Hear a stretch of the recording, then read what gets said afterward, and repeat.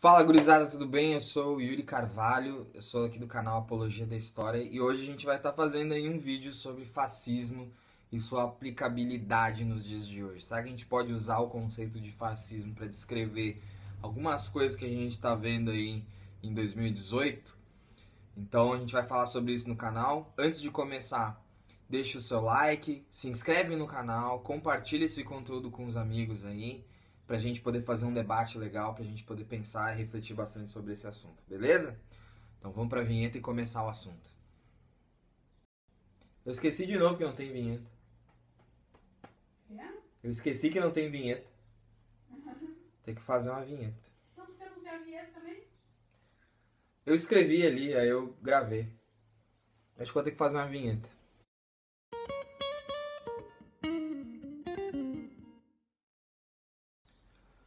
Bom, em primeiro lugar, que esse conceito é um conceito bastante amplo, bastante diverso. Há várias correntes de pensamento aí falando sobre fascismo. E seria interessante a gente fazer uma contextualização um pouco do que a gente tem aí. Então, em primeiro lugar, tem muito destacado hoje em dia uma corrente que a gente vê em alguns canais do YouTube, a gente vê alguns movimentos usando isso, que é uma ideia de fascismo muito aproximado de uma ideia de comunismo. Eles tentam aproximar os dois conceitos, que é uma visão tipicamente liberal, que vem lá dos ANCAP nos Estados Unidos, os anarcocapitalistas, essa coisa bizarra, e que tenta dizer que tudo que tem Estado intervindo na economia é de esquerda, portanto eles vão ser esses loucos que vão afirmar que fascismo é de esquerda, que fascismo e comunismo são muito semelhantes e muito parecidos, tanto na forma quanto na essência. E para mim esse é com certeza a pior leitura que se tem possível do conceito de fascismo. Acho que ela é completamente equivocada, ela não se sustenta historicamente, empiricamente ela se desfaz, apenas olhando para aquilo que os fascistas escreviam na década de 30, que é o fascismo clássico, né? Outra visão é uma visão mais da ciência política, que vai tratar o conceito de fascismo como um tipo ideal. Então vai ser um modelo, né, no qual várias características têm que ser estabelecidas, vai variar de cientista para cientista, onde para ser fascista, ser considerado fascista, precisa se encaixar dentro desse molde aí, dentro desse modelo. Se não se encaixar, não pode ser chamado de fascista, e é por isso que a maioria desses escritores, como por exemplo o Michael Mann e outros aí, eles vão defender uma visão muito estreita de fascismo, né? Eles vão corroborar uma ideia de fascismo histórico. Só existe o fascismo na década de 30, na década de 40, né? Muito delimitado ali na Itália e na Alemanha. Alguns vão dar uma esticada ali até o Franco na Espanha, o Salazar em Portugal, mas não muito mais que isso também. Eles vão defender que para ser fascista tem que ter... Eles vão focar muito na questão da forma, então partido único, tem que ter um gesto simbólico, tem que ter um grito de guerra simbólico, né? Se são os camisas negras, os camisas pardas, então a cor do uniforme, então a forma conta bastante para eles, isso vai ser bastante importante também. Então esse é um modelo que teve bastante sucesso durante muito tempo, né? E enfim, é até hoje um dos modelos que vão servir para o pessoal tá discutindo a questão do fascismo até os dias de hoje. Outra perspectiva mais historiográfica agora é uma que vai falar num fascismo histórico, que esse fascismo ele é muito específico de um período histórico, né, colocado para outros períodos aí. Então ele também vai ter uma visão bastante específica desse período, que o fascismo tem que ser visto apenas nos anos 30 e 40, por uma visão um pouco mais complexa, mas dizendo que o fascismo é típico daquele período lá e hoje em dia seria uma bobagem falar em fascismo nesse período. Tem até a Lady Goldwyn que fala que os debates na internet acabam sempre gerando alguém vai ser chamado de fascista ou nazista em determinado momento, e isso seria obviamente um erro. Então que não seria nem um pouco sofisticado hoje em dia chamar isso ou qualquer coisa hoje em dia de fascismo. Existe o fascismo histórico típico dos anos 30 e ele deve ficar nesse modelo aí. E ainda tem uma corrente historiográfica que vai defender que sim, que o uso do conceito de fascismo pode ser usado posteriormente, depois do pós-Segunda Guerra Mundial, mas tem que ser feito com muito cuidado, que isso não pode ser generalizado em nenhum momento.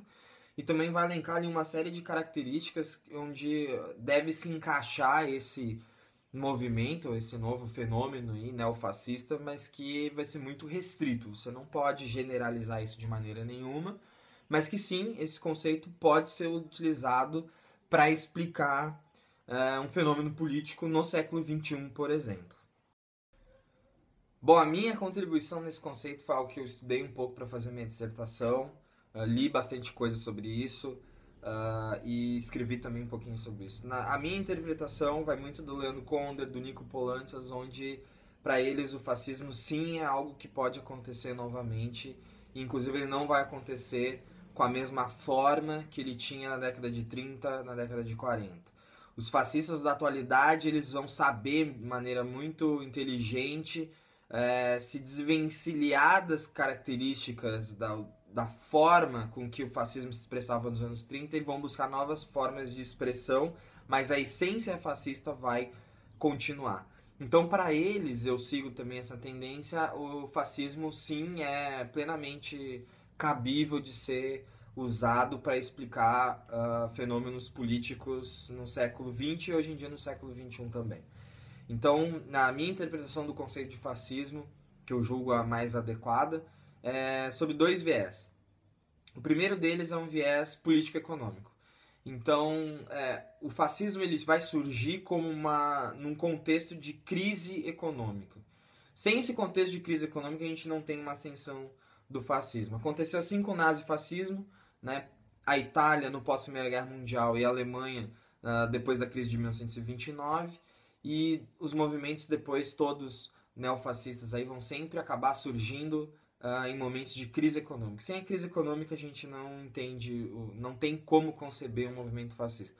Por que crise econômica? Porque a crise econômica vai gerar um processo de instabilidade política muito grande, onde vai haver uma fragmentação do bloco no poder e não vai conseguir, nenhuma fração das classes dominantes vai conseguir hegemonizar o processo político. E aí vai ter uma possível ameaça aí ao domínio dos meios do modo de produção. Ou seja, essa ameaça aos domínios, né, da grande burguesia, das classes dominantes, vai gerar, e junto à incapacidade dela de ser hegemônica no processo político, de optar por uma alternativa radical que consiga afastar qualquer tipo de ameaça aos seus domínios que eles julgam legítimos.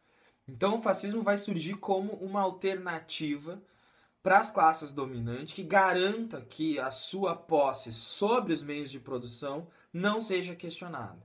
Porque o fascismo vai surgir justamente como essa alternativa radical que garanta a reprodução da ordem capitalista.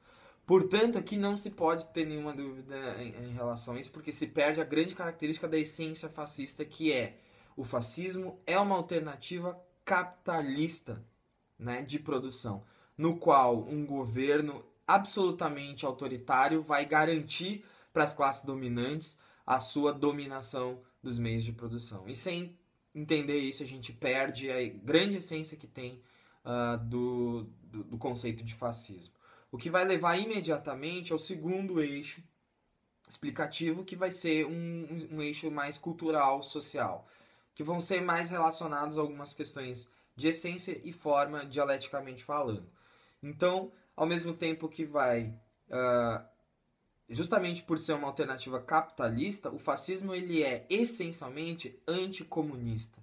Os fascistas surgem como uma alternativa para combater uma ameaça, né, de socialização desses meios de produção aí.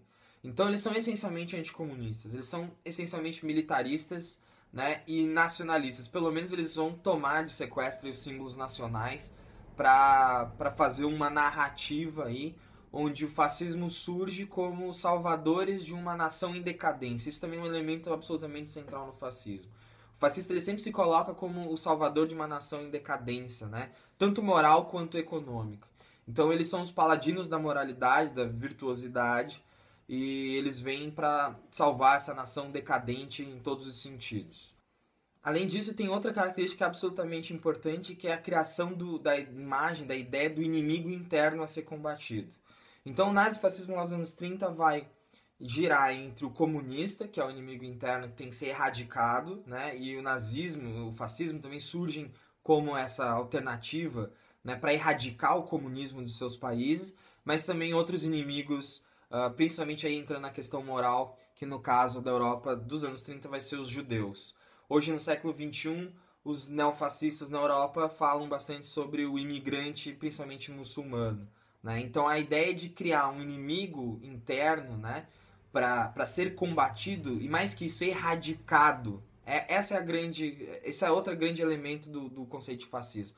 Os fascistas, eles não vão fazer oposição política, eles prometem erradicar o inimigo interno. Eles prometem eliminá-los, que é outro grande elemento desse conceito, que vai ser a desumanização do outro, né? O outro sempre vai aparecer desumanizado, sem identidade, né? Como completamente despido de humanidade, e, portanto, passível do que vai acabar acontecendo, que é genocídio. Né? Então, o fascismo ele é uma resposta absolutamente violenta para as questões políticas. Né? Ele vai se propor uma alternativa absolutamente radical de extrema direita para salvaguardar, né, as posses dos meios de produção das burguesias nacionais de qualquer ameaça que exista sobre elas, prometendo eliminar o outro. Né? Então, eliminar o comunista, eliminar o judeu, eliminar o muçulmano, enfim. Então, o fascismo ele surge como essa resposta violenta a isso. E ele sugere isso, né? Ele é a alternativa violenta a essa demanda que tem numa sociedade em crise econômica e em crise política também. É possível, portanto, afirmar que o conceito de fascismo ainda pode ser aplicado no século XXI, e mais do que isso, a provocação que eu faço é: nós podemos dizer que no Brasil, em 2018, o conceito de fascismo pode ser aplicado para, por exemplo, descrever Bolsonaro e seus eleitores? Eu afirmo que sim, que pode ser. Eu não estou aqui afirmando que todos os eleitores de Bolsonaro são fascistas, mas todos os fascistas no Brasil são eleitores do Bolsonaro. E eu acredito, diferente, inclusive de alguns amigos com quem eu tenho conversado isso, que o Bolsonaro é em si um fascista também. Porque quando ele... Primeiro porque o Bolsonaro surge justamente como essa alternativa radical de extrema-direita, né, que não consegue, através do voto, tirar o PT do poder. E aí o PT vai ser, desde 2013 para cá, transformado no grande inimigo interno. E aí tem uma série de questões que eu posso entrar num vídeo posterior sobre as redes de think tanks e de como da Cambridge Analytica, e como vai se tentar criar um consenso interno aqui no Brasil de que o PT é o grande inimigo, o mal a ser combatido, o centro da corrupção e da decadência moral, e que, portanto, tem que ser extirpado, né? Não é à toa que esses movimentos essas redes vão financiar movimentos do tipo MBL, tipo Vem Pra Rua, etc.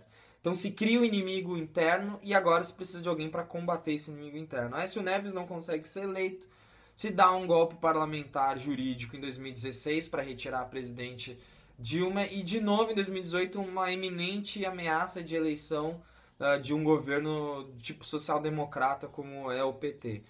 Surge então a alternativa. O candidato que seria o candidato moderado à direita, que é o Alckmin, esvazia completamente, justamente em detrimento dessa alternativa fascista, que é uma alternativa de uma extrema-direita fascista radical, que surge então para extirpar o problema do inimigo interno, que é o PT. Então o PT vai ser acusado de ser comunista, né? Vai ter essa aproximação aí, vão tentar fazer essa confusão de que o PT é comunista e, portanto, é preciso combater o comunismo, né?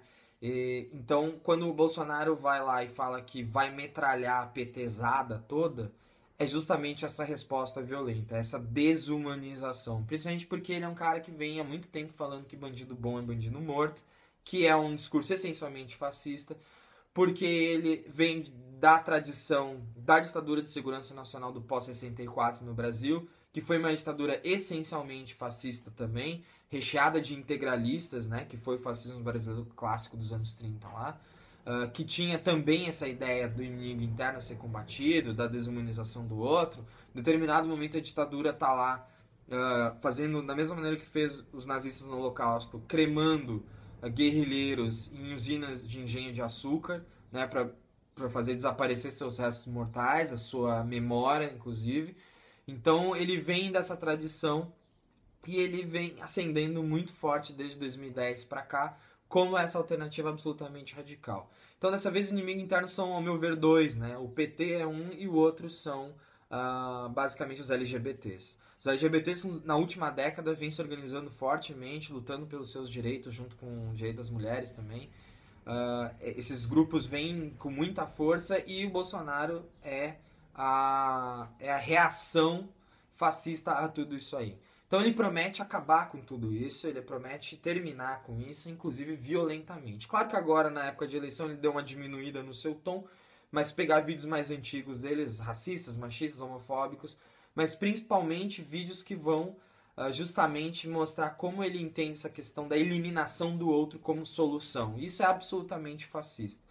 Tão fascista que ontem ou anteontem, agora não me lembro, na gravação desse vídeo, o líder da Ku Klux Klan nos Estados Unidos disse que Bolsonaro soa como eles.